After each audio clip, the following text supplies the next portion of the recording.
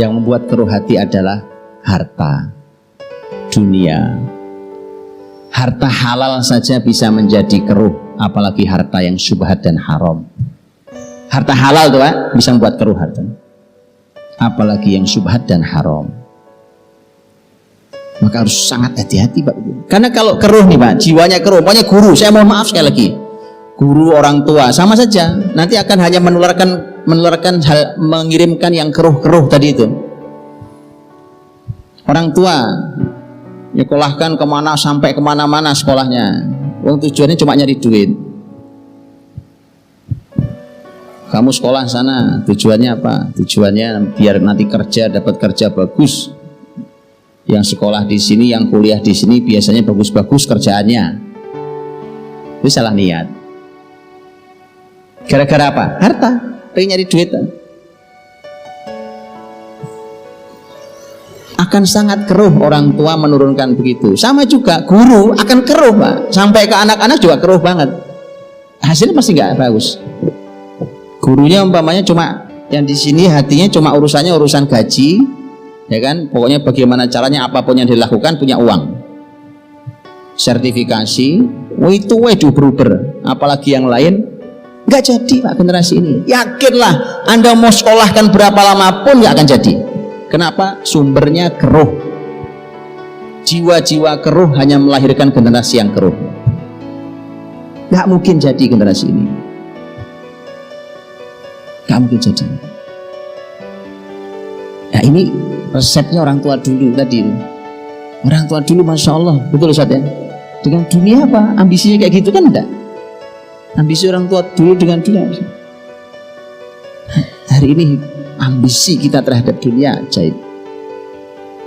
Nah, keruh itu teman-teman, Bapak Ibu, menjadi sangat berbahaya buat generasi ini. Nah, Nabi bersabda, ini sabda Nabi ini sabdanya ngeri. Ngeri tapi jarang yang ngeri. Tapi mengerikan padahal. Kata Nabi, "Man ta'allama ilman mimma yubtagha bihi wajhullah la yata'allamuhu illa liyusiba 'aradan minad dunya lam yurih raihatal jannah yaumal qiyamah." Ngeri hadisnya, hadis sahih. Ini hadis ngeri tapi jarang yang ngeri. Siapa yang belajar ilmu harusnya ikhlas karena Allah, tapi ternyata niatnya karena ingin mendapatkan dunia, betul kan? Betul kan? Kerja, uang, posisi, jabatan, ijazah, itu dunia apa akhirat? Dunia semua. Orang yang begitu niatnya, lam yurih raihatal jannah yaumal qiyamah, dia tidak akan pernah mencium aroma surga. Oh, buru-buru masuk surga Pak, nyium aroma surga aja enggak. Aroma surga itu bisa dicium dari jarak sangat jauh. Wanginya itu saja tidak tercium. Kok bisa ya kita sekarang biasa banget gitu ya? Biasa aja kali Pak, orang juga gitu niat sekolahin anak mah niatnya. Coba baca kembali hadis ini. Ini sangat jelas loh, ilmu, temanya tema ilmu, nyekolahin anak itu ilmu, mendidik anak itu ilmu, niatnya dunia. Oke, bersihkan dulu itu Pak. Memang harus bersih-bersih dulu, kalau nggak bersih ya jelek hasilnya. Jelek, keluarnya jelek. Jadi kita bersih-bersih dulu. Oke, bersihkan lagi yang lain, yaitu masalah harta. Masalah harta Bapak Ibu. Soal harta ini yang ngeri juga. Ada hadis Nabi tentang masalah harta ini. Lahmun nabata min suhtin fannaru aula bih. Daging yang tumbuh dari barang yang haram, neraka lebih layak baginya. Nah terus gimana kalau anak kita suapi barang haram? Ini uang dibawa dari hasil yang haram, dari hasil yang syubhat, dibawa pulang ke rumah, kemudian dipakai jadi bajunya anak-anak, dikonsumsi, tumbuh badannya, daging yang tumbuh dari barang yang haram. Makanya jadi generasi neraka. Bapak Ibu tahu neraka? Nggak ada enak-enaknya Pak. Yang panas, yang gelisah, yang sakit, yang mengeluh, itu neraka. Makanya jadi punya anak itu aja isinya. Hati-hati. Salah satu yang harus dibersihkan adalah urusan harta.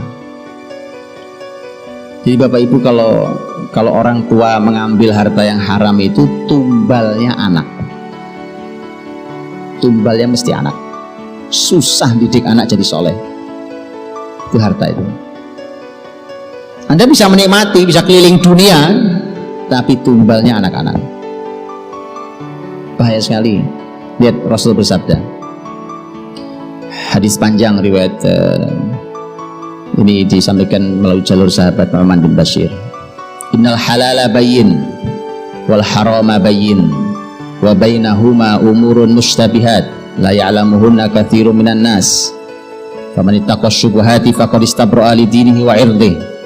Wa man waqa'a fi syubhati waqa'a fil haram karra'i yar'a haulal hima yushiku ayyaqa'a fi. Ala wa inna likulli malikin hima. Ala wa inna himallahi maharimuh. Ala wa inna fil jasadi mudghah idza salahat salahal jasadu kulluh wa idza fasadat fasadal jasadu kulluh ala wa hiyal qalb. Kata Nabi sallallahu alaihi wasallam, sesungguhnya yang halal jelas, yang haram jelas.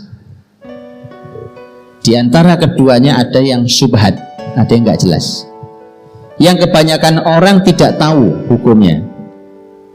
Siapa yang menjaga diri dari yang syubhat, maka sungguh dia telah membersihkan agamanya dan dirinya. Ini yang tengah-tengah tadi itu. Tapi siapa yang terjatuh pada yang syubhat, pasti suatu hari akan jatuh pada yang haram. Kalau kita tahu syubhat ya, syubhat itu belum halal, belum haram. Tapi beda satu sudut pandangnya. Kalau setan bisiki ke hati kita, bisikinya, ini kan nggak haram, nggak, belum haram kok. Setan juga benar loh, memang belum haram. Syubhat itu belum haram. Tapi orang beriman akan menjawab dari sisi yang berbeda. Orang beriman akan mengatakan, iya, walau ini belum haram, tapi ini belum halal.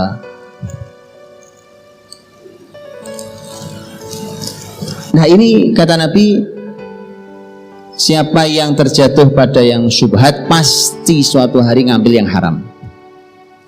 Pasti itu Pak, syubhat haram. Karra'i yar'a haulal hima, seperti penggembala yang keliling-keliling di hima. Hima itu dulu tempat penggembalaan untuk ternak zakat milik negara. Jadi tidak boleh ternak lain masuk ke tempat gembalaan khusus itu. Kalau ada penggembala datang terus menggembalakan kambingnya, muter-muter, gak masuk dia Pak. Hima itu dilarang masuk. Muter-muter, lama-lama masuk. Masih masuk. Dan ketahuilah kata Nabi, setiap raja punya hima, dan Allah pun punya hima, dan himanya Allah adalah larangan-larangannya. Dan ketahuilah bahwa di tubuh manusia ini ada segumpal daging yang kalau dia baik-baik seluruh tubuhnya, kalau dia rusak-rusak seluruh tubuhnya, itu adalah kolbu. Nah, lihat Bapak Ibu, bicara tema halal haram syubhat, ujungnya hati, ujungnya kolbu, ya kan? Itu artinya kalau generasi ini mau baik hatinya, maka jangan pernah membawa pulang rezeki yang meragukan, apalagi yang haram. Hanya boleh rezeki yang yakin 100% halal. Udah gak ada tempatnya di rumah kita rezeki yang kayak begitu itu kan. Kenapa? Karena di hadis ini pengaruhnya ke hati. Hati itu adalah panglima untuk seluruh anggota tubuh kita. Jadi kalau tangan, kaki, kepala, mulut, bibir, apa semua itu sebenarnya hanya terjemahan hati. Hati memang tidak terlihat Pak, tetapi Allah memberikan tombol-tombol yang terlihat di anggota tubuh ini. Memang hati nggak bisa dilihat, tapi bisa dinilai. Karena ada tombol-tombolnya di sini. Ada mulut, okay? Ada bibir. Ngomongmu kayak apa coba? Ngomong, ya kita ngobrol yuk, ngobrol. Nah ini imannya masalah. Dari mana taunya Pak iman kan dalam hati? Ya, Nabi ngasih tolak ukur. Ada tolak ukur lisan, hubungannya dengan iman. Gitu ya, umpamanya Nabi mengatakan laisal mu'minu bitta'ani walal la'ani walal fahishi walal badi. Orang beriman itu tidak mungkin lisannya suka nusuk, suka nuduh, suka melaknat, suka berkata kotor dan suka berkata kasar. Itu tidak mungkin lisannya orang beriman. Makanya ini tombol mulut ini untuk hati. Iman kan di sini tempatnya.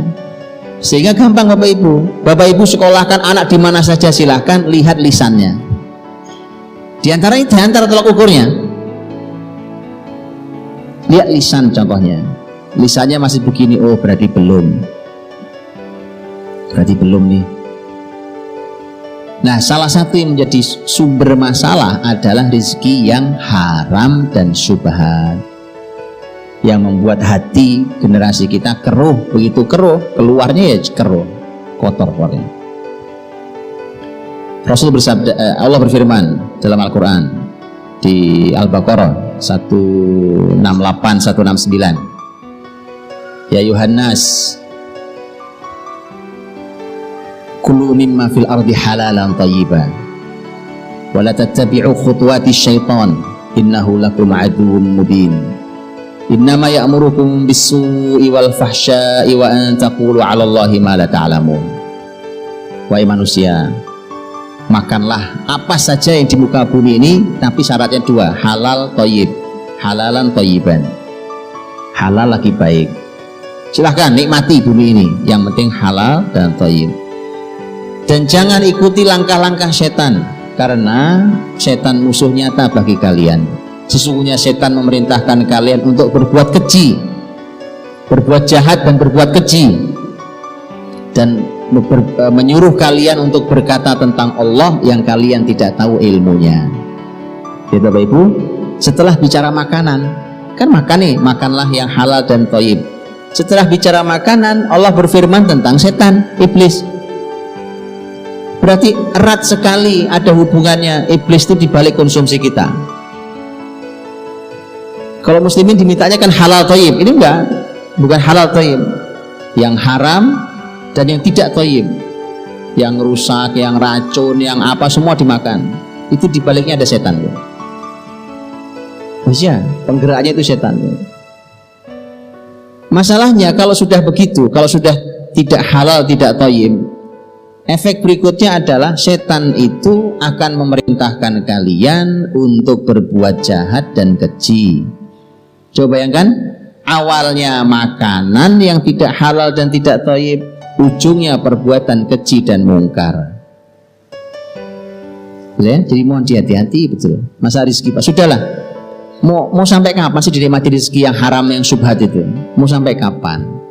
Hilangkan itu. Maka bersyukurlah kalau Bapak Ibu adalah orang-orang yang diberikan Allah rezeki yang halal. Kalau dicukupkan dengan rezeki yang halal itu, Masya Allah, itu anugerah mahal dalam hidup. Nikmat, tenang hidup ini.